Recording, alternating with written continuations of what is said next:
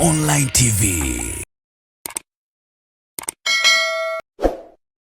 Pia nichukue fursa hii kwa taarifu rasmi kuwa kesho, Mungu akitujalia, tarehe 3 Machi, katika bandari ya Dar es Salaam kutakuwa na hafla ya uwekaji wa jiwe la msingi kwa ajili ya ujenzi wa matenki 15 ya kuhifadhia mafuta, ikiwa ni sehemu ya mpango mkubwa wa serikali wa kupanua na kuboresha bandari yetu kwa lengo kama lango kuu la biashara.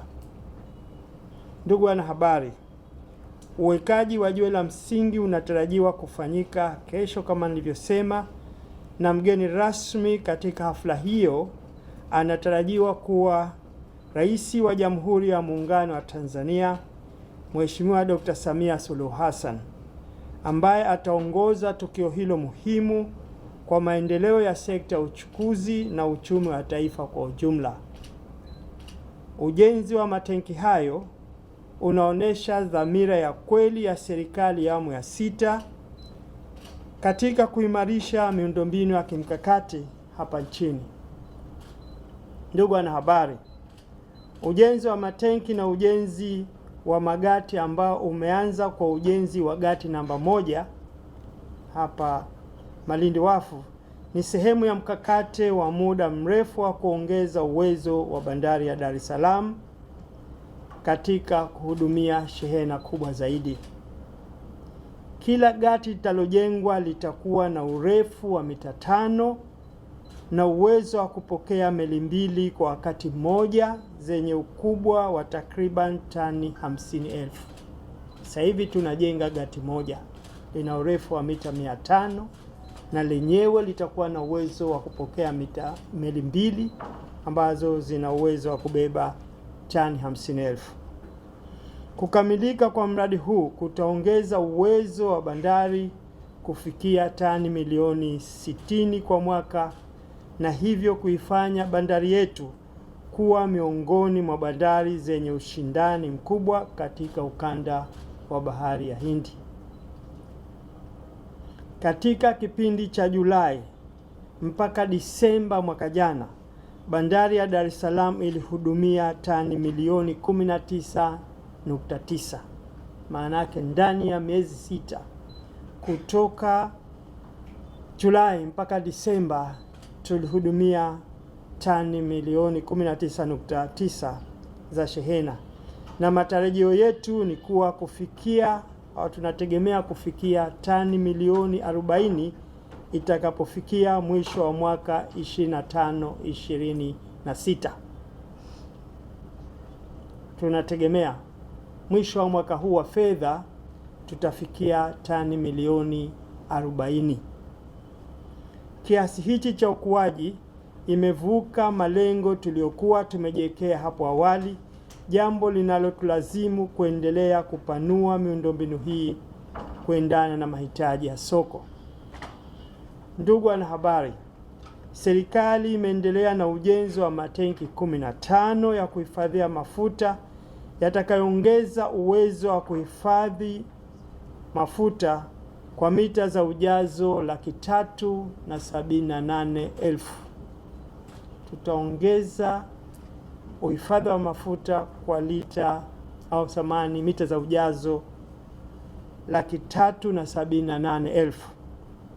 Hatua hii itapunguza muda wa meli za mafuta kukaa angani kutoka kwa wastani wa siku 10 hadi siku 3 kwa meli kubwa, hivyo kuongeza ufanisi, kuvutia wawekezaji zaidi na kuimarisha usalama wa nishati nchini.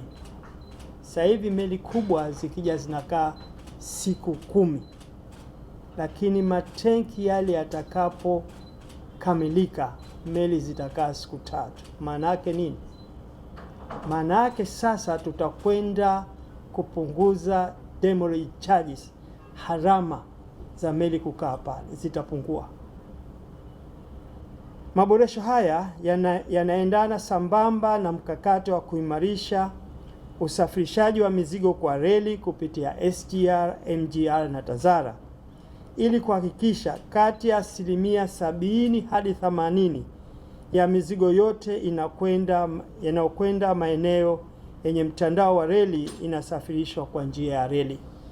Sasa hivi 90% ya mzigo unaotoka bandari ya Dar es Salaam unapitia barabarani. Hiyo manake nini? Barabara zetu kwanza zinakufa sababu mzigo mkubwa. Pili, kunakuwa na ajali nyingi. Tatu, kunakuwa na ucheleweshaji wa mzigo kutoka sehemu moja kwenda nyingine. Kwanza kabisa, barabara zetu zinakufa. Pili, ajali nyote mmeshuhudia, magari yakiwa mengi barabarani, ajali ni nyingi. Na tatu, hata ucheleweshaji wa mzigo kwenda kwa wateja unakuwa mkubwa, na msongamano overall Dar es Salaam unakuwa mkubwa. Ninyi nyote mmeshuhudia, mnakaa hapa.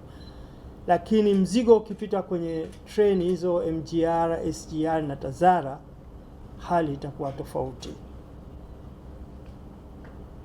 Ndugu wanahabari, sekta ya uchukuzi imeendelea kuwa mhimili muhimu wa uchumi wa taifa kwa kuchangia zaidi ya 40% ya mapato ya serikali kupitia kodi ya forodha, pamoja na kuingiza wastani wa dola za Kimarekani bilioni 2.48 kwa mwaka kama fedha kigeni kutokana na huduma za uchukuzi kwa nchi za jirani. Contribution ya sekta ya uchukuzi ni takriban bilioni 2.48 dola za Kimarekani.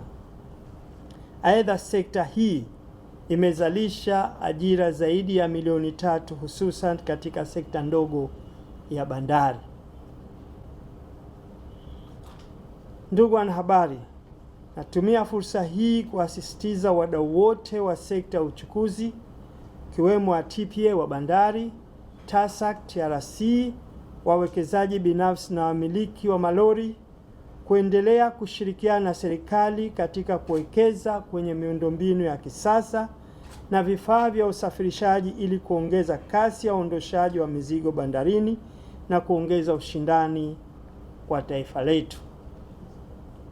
Kwa ujumla, hafla ya kesho tarehe 3 Machi itafanyika eneo la Mnadani, Kigamboni.